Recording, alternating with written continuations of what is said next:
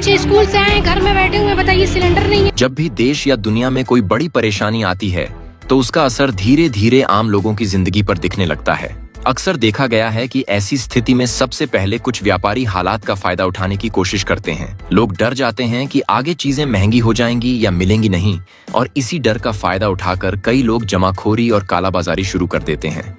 अभी कुछ ऐसा ही माहौल गैस सिलेंडर को लेकर देखने को मिल रहा है। पिछले कुछ दिनों से देश के कई हिस्सों में एलपीजी गैस को लेकर चर्चा तेज हो गई है। इसकी वजह यह है कि अंतर्राष्ट्रीय स्तर पर जो तनाव बढ़ा है, खासकर ईरान, अमेरिका और इजराइल के बीच जो टकराव चल रहा है, उसका असर अब भारत के बाजारों में भी दिखाई देने लगा है। जब दुनिया में कहीं भी ऊर्जा से जुड़ी चीजों में हलचल होती है तो उसका असर सीधे सीधे तेल और गैस की कीमतों पर पड़ता है। भारत जैसे देश में जहां करोड़ों लोग रोज खाना बनाने के लिए गैस सिलेंडर पर निर्भर हैं, वहां ऐसी खबरें लोगों को चिंतित कर देती हैं। अभी हाल ही में घरेलू एलपीजी सिलेंडर की कीमत लगभग 65 रुपए बढ़ा दी गई। वहीं कमर्शियल सिलेंडर जो होटल और रेस्टोरेंट में इस्तेमाल होता है, वह भी करीब 15 रुपए महंगा कर दिया गया। देखने में यह बढ़ोतरी बहुत बड़ी नहीं लगती, लेकिन जब बाजार में अफवाह फैलती है कि आगे गैस की कमी हो सकती है, तब असली समस्या शुरू होती है। कई शहरों से खबरें आई हैं कि कुछ जगहों पर गैस सिलेंडर ब्लैक में बेचे जा रहे हैं, जहां सरकारी रेट करीब 900 रुपए के आसपास है।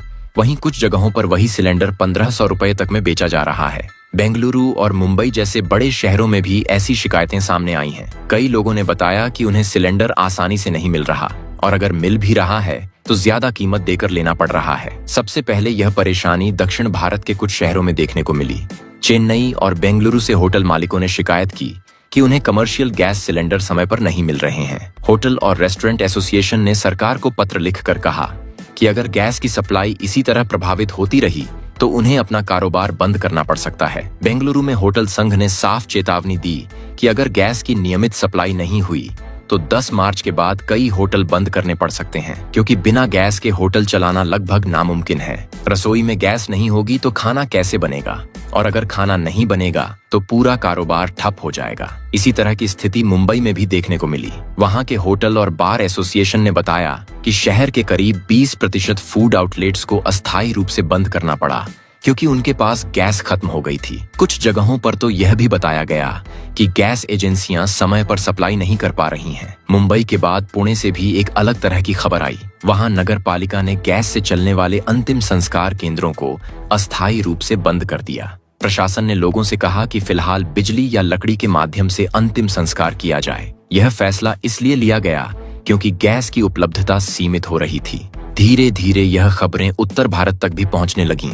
उत्तर प्रदेश के सीतापुर जिले से एक वीडियो वायरल हुआ जिसमें गैस एजेंसी के बाहर लंबी लाइन लगी हुई दिखाई दी। लोग अपने सिलेंडर लेकर खड़े थे और कह रहे थे कि उन्हें डर है कि आगे गैस नहीं मिलेगी। कई लोगों ने बताया कि उन्होंने 20-25 दिन पहले सिलेंडर बुक किया था, लेकिन अभी तक डिलीवरी नहीं मिली। इसी वजह से लोग सीधे एजेंसी पर पहुंच गए और सिलेंडर लेने की कोशिश कर रहे थे। इसी तरह नोएडा के कुछ सेक्टरों में भी गैस एजेंसियों के बाहर लंबी कतारें देखी गईं। हालात को देखते हुए सरकार भी सक्रिय हो गई। सरकार ने सबसे पहले एसेंशियल कमोडिटी एक्ट लागू किया। यह एक ऐसा कानून है जिसके जरिए सरकार जरूरी चीजों की जमाखोरी और कालाबाजारी पर रोक लगा सकती है। यह कानून साल 1955 में बनाया गया था। इसके तहत सरकार को अधिकार मिलता है कि अगर किसी जरूरी वस्तु की कमी हो रही है या कीमतें अचानक बढ़ रही हैं, तो वह उसके उत्पादन, भंडारण और बिक्री को नियंत्रित कर सकती है। इस कानून के लागू होने के बाद जिला प्रशासन और पुलिस को भी अधिकार मिल जाता है कि अगर किसी व्यापारी पर जमाखोरी का शक हो तो उसके गोदाम पर छापा मारा जा सकता है। अगर वहां जरूरत से ज्यादा स्टॉक पाया गया तो उस पर जुर्माना भी लगाया जा सकता है और जेल की सजा भी हो सकती है। सरकार ने यह कदम इसलिए उठाया क्योंकि उसे शक है कि कुछ व्यापारी जानबूझकर गैस सिलेंडर रोक कर रख रहे हैं ताकि बाद में ज्यादा कीमत पर बेच सकें। कोविड के समय भी ऐसा देखा गया था, जब मास्क और सैनिटाइजर की कीमतें अचानक बहुत ज्यादा बढ़ गई थीं। हालांकि सरकार की तरफ से यह भी कहा गया है कि देश में गैस की सप्लाई पूरी तरह बंद नहीं हुई है। भारत के पास खुद की रिफाइनिंग क्षमता काफी ज्यादा है। देश में कई बड़ी कंपनियां हैं जो कच्चे तेल से पेट्रोल, डीजल और एलपीजी तैयार करती हैं। इनमें इंडियन ऑयल, हिंदुस्तान पेट्रोलियम और भारत पेट्रोलियम जैसी सरकारी कंपनियां शामिल हैं। इनके अलावा निजी क्षेत्र में भी बड़ी रिफाइनरियां मौजूद हैं जो पेट्रोलियम उत्पाद तैयार करती हैं। सरकार ने इन कंपनियों को निर्देश दिया है कि वे एलपीजी उत्पादन पर ज्यादा ध्यान दें ताकि घरेलू जरूरतों को पूरा किया जा सके, क्योंकि भारत में खाना बनाने के लिए एलपीजी की मांग बहुत ज्यादा है। एक और महत्वपूर्ण बात यह है कि एलपीजी सिर्फ प्राकृतिक गैस से ही नहीं बनती। जब रिफाइनरी में कच्चे तेल को प्रोसेस किया जाता है तब भी कुछ गैसें निकलती हैं जिन्हें बाद में एलपीजी में बदल दिया जाता है। इसलिए अगर प्राकृतिक गैस की सप्लाई थोड़ी कम भी हो जाए तो रिफाइनरियों के जरिए कुछ हद तक इसकी भरपाई की जा सकती है। भारत की रिफाइनिंग क्षमता इतनी ज्यादा है कि हम अपनी जरूरत से ज्यादा पेट्रोलियम उत्पाद बना सकते हैं। कई बार तो भारत पेट्रोल और डीजल का निर्यात भी करता है। सरकार अब अलग अलग देशों से गैस खरीदने के विकल्प भी तलाश रही है। भारत पहले से कतर, ऑस्ट्रेलिया, अमेरिका और यूएई जैसे देशों से गैस आयात करता है। अगर किसी एक जगह से सप्लाई में दिक्कत आती है तो दूसरे देशों से गैस मंगाने की कोशिश की जाती है। इसी बीच हिंदुस्तान पेट्रोलियम कंपनी ने अपने ग्राहकों को एक संदेश भेजकर भरोसा दिलाया है कि देश में ईंधन की पर्याप्त उपलब्धता है और लोगों को घबराने की जरूरत नहीं है। कंपनी ने कहा कि सोशल मीडिया पर फैल रही कई खबरें भ्रामक हैं, लेकिन दूसरी तरफ कुछ उद्योगों को वास्तव में परेशानी का सामना करना पड़ रहा है। गुजरात के मोरबी इलाके में सिरेमिक उद्योग काफी बड़ा है। यहाँ टाइल और अन्य सिरेमिक उत्पाद बनाए जाते हैं। इन फैक्ट्रियों में भट्टियां चलाने के लिए प्रोपेन और एलएनजी का इस्तेमाल किया जाता है। खबर है कि वहाँ गैस की सप्लाई लगभग 50% कम हो गई है। अगर गैस आधी मिलेगी तो उत्पादन भी आधा ही हो पाएगा। इससे वहाँ के उद्योगपतियों को आर्थिक नुकसान हो रहा है, क्योंकि गर्मियों का समय निर्माण कार्य के लिए सबसे व्यस्त मौसम होता है। इसी दौरान टाइल और सिरेमिक की मांग सबसे ज्यादा रहती है। इसी तरह कुछ विशेषज्ञों ने यह भी कहा है कि अगर गैस की सप्लाई लंबे समय तक प्रभावित रहती है तो खाद बनाने वाले उद्योगों पर भी असर पड़ सकता है, क्योंकि खाद बनाने की प्रक्रिया में भी प्राकृतिक गैस का इस्तेमाल होता है। भारत में जो प्राकृतिक गैस आती है उसका लगभग 30% हिस्सा खाद उद्योग में इस्तेमाल किया जाता है। अगर गैस की उपलब्धता कम हो जाती है तो खाद का उत्पादन भी प्रभावित हो सकता है। फिलहाल सरकार का कहना है कि स्थिति नियंत्रण में है और लोगों को घबराने की जरूरत नहीं है, लेकिन बाजार में फैली अफवाहें और कुछ जगहों पर हो रही कालाबाजारी ने लोगों की चिंता जरूर बढ़ा दी है। इस पूरे मामले में सबसे ज्यादा असर गरीब और मध्यम वर्ग पर पड़ता है, क्योंकि अमीर लोग तो महंगा सिलेंडर भी खरीद सकते हैं, लेकिन जिनके लिए हर रुपये की कीमत होती है उनके लिए यह बहुत बड़ी समस्या बन जाती है। इसीलिए जरूरी है कि लोग अफवाहों पर भरोसा न करें और जरूरत से ज्यादा सिलेंडर खरीदकर घर में जमा न करें।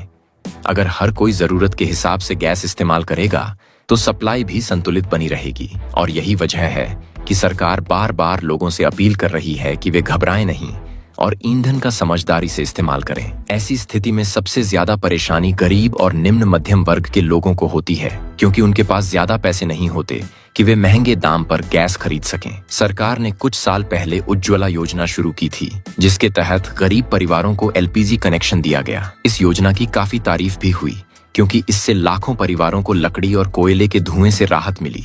लेकिन अगर गैस की कीमतें बहुत ज्यादा बढ़ जाती हैं या सप्लाई में समस्या आती है तो इन परिवारों के लिए मुश्किल खड़ी हो सकती है। इसी तरह शादी ब्याह के मौसम में भी गैस की जरूरत ज्यादा होती है। बड़े कार्यक्रमों में खाना बनाने के लिए कई सिलेंडर इस्तेमाल होते हैं। अगर उस समय गैस की कमी हो जाए तो लोगों को काफी परेशानी का सामना करना पड़ सकता है। कुछ लोगों ने बताया कि शादी वाले घरों में गैस सिलेंडर ज्यादा कीमत देकर खरीदना पड़ा, क्योंकि उन्हें तुरंत सिलेंडर चाहिए था और बाजार में उपलब्धता कम थी। ऐसी परिस्थितियों में सरकार और प्रशासन की जिम्मेदारी और भी बढ़ जाती है कि वे बाजार पर नजर रखें और कालाबाजारी को रोकें। हालांकि सरकार का कहना है कि देश में ईंधन की कोई बड़ी कमी नहीं है और स्थिति पूरी तरह नियंत्रण में है, लेकिन लोगों को भी समझदारी दिखानी होगी। जरूरी है कि लोग जरूरत से ज्यादा गैस स्टॉक न करें और अफवाहों पर भरोसा न करें। अगर हर व्यक्ति सिर्फ अपनी जरूरत के हिसाब से सिलेंडर लेगा तो बाजार में संतुलन बना रहेगा। भारत की ऊर्जा व्यवस्था काफी बड़ी और जटिल है। इसमें कई देश, कंपनियां